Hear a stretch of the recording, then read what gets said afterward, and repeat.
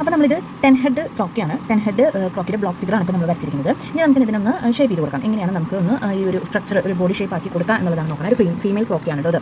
Okay, അപ്പോൾ നമ്മൾ ഇവിടെ പറഞ്ഞു നമ്മുടെ ഹെഡ് നമ്മൾ പറഞ്ഞു ഒരു സൈഡിൽ നിന്ന് അര ഇഞ്ച് അങ്ങനെ മൊത്തം വീതി 1 ഇഞ്ചാണ് വരുന്നത്. അപ്പോൾ ഈ ഒരു ബോക്സിനകത്ത് നമ്മൾ ഹെഡ് വരയ്ക്കണം. അപ്പോൾ ഇതിന് മുന്നത്തെ വീഡിയോയിൽ ഞാൻ എങ്ങനെയാണ് ഈ സ്ട്രക്ചർ വരയ്ക്കുന്നത് ഏത് കളറുകളാണെന്ന് പറഞ്ഞിട്ടുണ്ട്.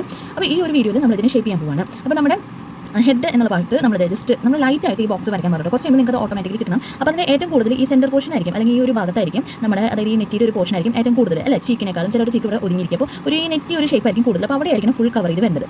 ഓക്കെ, അപ്പോൾ ഇങ്ങനെ ജസ്റ്റ് ഒന്ന് നമ്മൾ ഇവിടെ നിന്ന് ഇങ്ങനെ കൊടുത്ത് ഇവിടെ താടിയാണ്, താടി ഇങ്ങനെ വരണം അല്ലേ, ഇങ്ങനെ കൊടുത്ത് ജസ്റ്റ് ഒന്ന് ഇത്രയേ ഉള്ളൂ സംഭവം.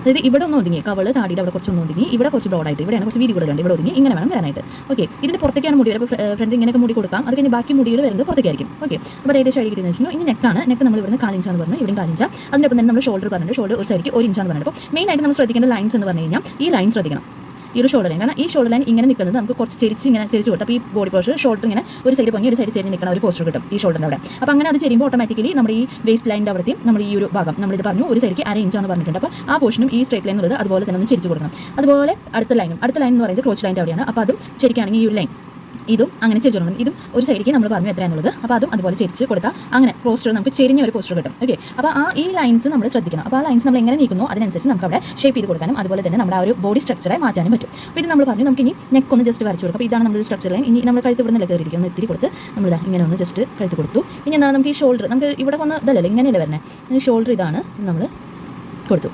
ഇനി ഇത് ഇവിടുന്ന് നമ്മൾ ഇത് രണ്ടുമാണ് ബെസ്റ്റ് പോയിന്റ് ബെസ്റ്റ് ലൈൻ വരുന്നത്. അപ്പോൾ നമ്മുടെ ബെസ്റ്റിൻ്റെ പോർഷൻ ഇതിനകത്ത് നിൽക്കണം. ഓക്കെ, നമ്മളപ്പോൾ ഇതിനകത്ത് ഒരു ബെസ്റ്റ് എന്നുള്ള ലെവലിൽ നിൽക്കണം. അതുപോലെ തന്നെ ഇവിടെയും അതുപോലെ ഒന്ന് മാർക്ക് ചെയ്തത്. അപ്പോൾ 2 ചെറിയ ലൈൻ വരച്ച് നമുക്കത് കിട്ടും. നമ്മൾ എന്താണ് ഇത് ഇങ്ങനെ കൊടുക്കണം. അപ്പോൾ നമുക്ക് ഇവിടെ മുട്ടിച്ച് ഇങ്ങനെ കൊടുക്കുമ്പോൾ അതിനനുസരിച്ച് ലൈൻ വരും. ഇനി അടുത്തത് നമ്മുടെ ഇവിടെ ഒരു പോർഷനാണ്. ഇവിടുത്തെ പോർഷൻ നമ്മൾ ഇങ്ങനെ കൊടുക്കും.